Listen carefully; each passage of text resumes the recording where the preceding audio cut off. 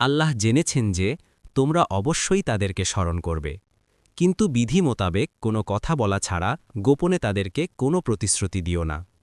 আর আল্লাহ নির্দেশ, ইদ্যত তার সময় পূর্ণ করার পূর্বে বিবাহ বন্ধনের সংকল্প করো না।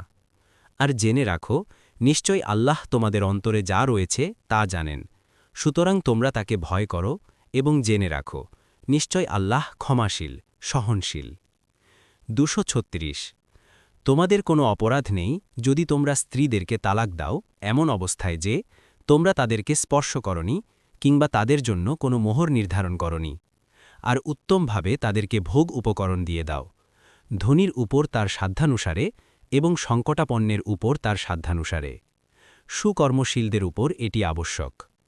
237 আর যদি তোমরা তাদেরকে তালাক দাও তাদেরকে স্পর্শ করার পূর্বে এবং তাদের জন্য কিছু মোহর নির্ধারণ করে থাকো, তাহলে যা নির্ধারণ করেছ তার অর্ধেক দিয়ে দাও।